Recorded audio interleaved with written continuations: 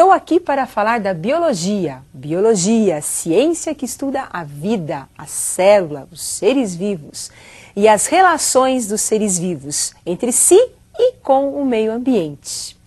E a nossa aula inicial do curso de biologia é sobre a organização celular. Como é que os seres vivos se organizam a nível celular?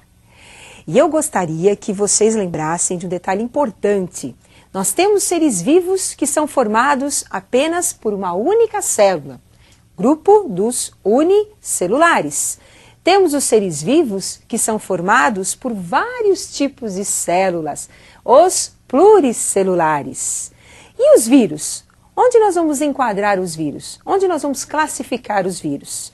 Os vírus apresentam uma estrutura acelular, como nós vamos estudar. E eu gostaria que vocês acompanhassem imagens de seres vivos. Temos aí a imagem dos vírus. Apresenta uma estrutura muito simples, um capsídeo envolvendo o seu material genético, que é o DNA. Vírus é um ser vivo acelular, não apresenta uma célula verdadeira. Em seguida, protozoário. Ser vivo unicelular. Esse protozoário apresenta um flagelo, uma estrutura responsável pela locomoção da célula.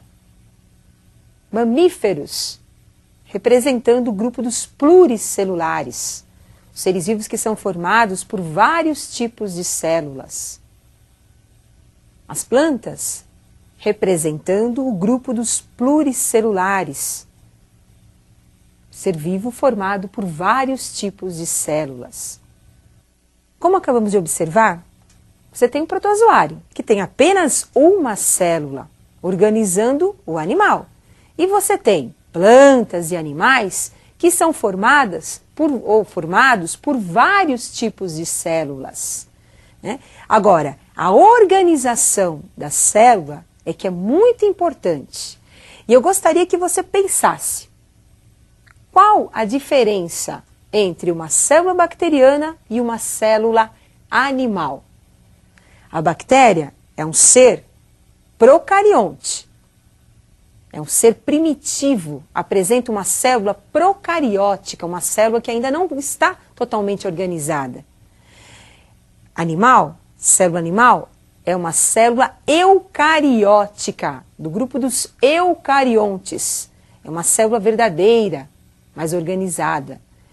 Acompanhe a estrutura de uma célula bacteriana. Temos aí um envoltório protegendo a célula bacteriana, a parede celular.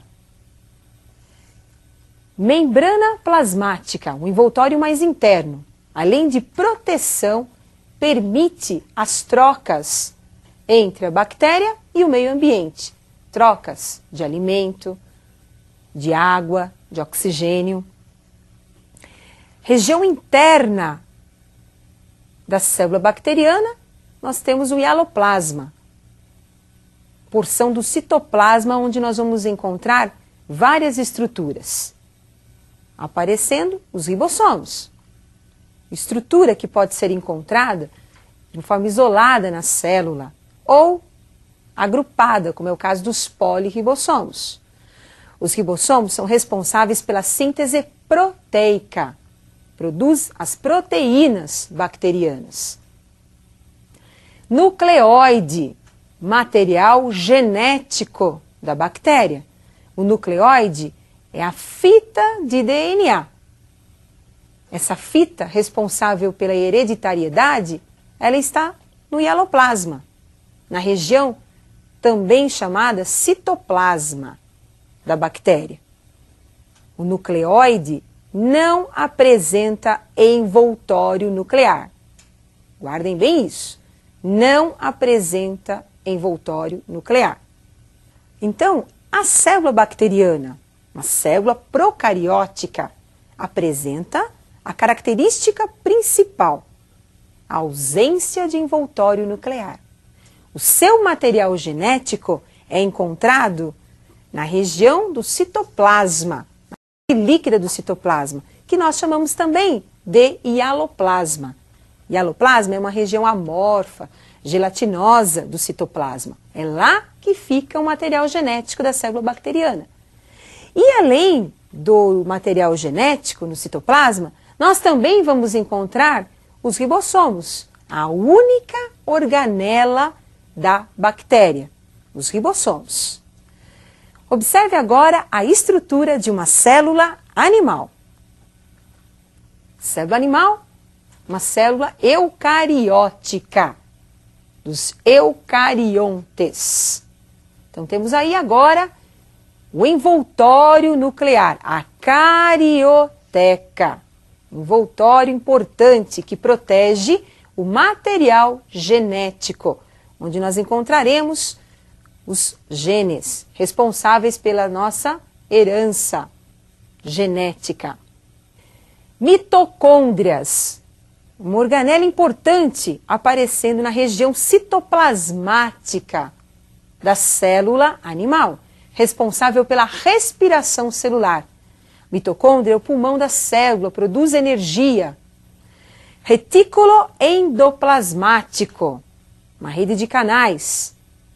Nós temos dois tipos de retículo endoplasmático, o liso e o rugoso. O que diferencia a estrutura do retículo endoplasmático liso do rugoso é a presença dos ribossomos, que são grânulos aderidos à membrana do retículo, responsável pela produção de proteínas da célula. Temos agora complexo de Golgi, responsável pelo armazenamento e secreção da célula.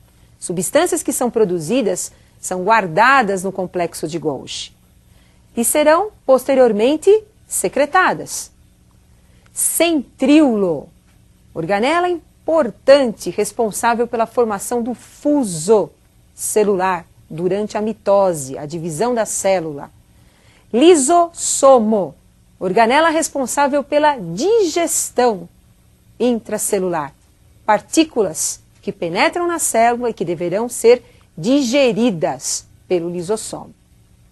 Então percebam, eucarionte apresenta o envoltório nuclear, a carioteca, e também muitas organelas que são responsáveis por várias funções dentro da célula. Enquanto que no procarionte, na bactéria, nós só encontramos os ribossomos, como a organela responsável pela síntese das proteínas bacterianas. E os vírus? São seres acelulares, de uma estrutura muito simples. Vamos estudar agora os vírus. Estrutura viral. Capsídeo, envolvendo o material genético dos vírus. Material genético que pode ser DNA ou RNA. Responsável pela hereditariedade, pelas mutações que ocorrem nos vírus. Os vírus são acelulares, como nós acabamos de observar. Tem uma estrutura simples, material genético, DNA ou RNA. No caso do HIV, o vírus da AIDS, ele é considerado um retrovírus, porque ele apresenta RNA como material genético. Por que os vírus eles são considerados acelulares? Porque eles vão sempre depender de uma outra célula, tem uma estrutura muito simples. Se o vírus ele tem DNA, então nós vamos imaginar uma situação. DNA é o engenheiro de uma obra, o RNA é o operário desta obra.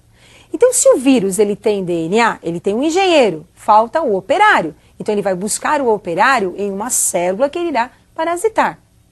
Se o vírus tem o RNA, ele tem o operário. Falta para ele o engenheiro. Então o vírus vai parasitar uma outra célula para buscar o engenheiro.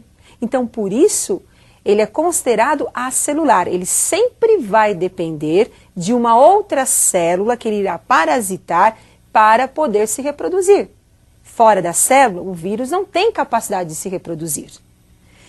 Mas eu gostaria que vocês não esquecessem os principais pontos dessa aula. Então acompanhe uma tabela com um resumo dos principais pontos desta aula. Organização da estrutura celular dos seres vivos. Então nós temos celulares, procariontes e eucariontes.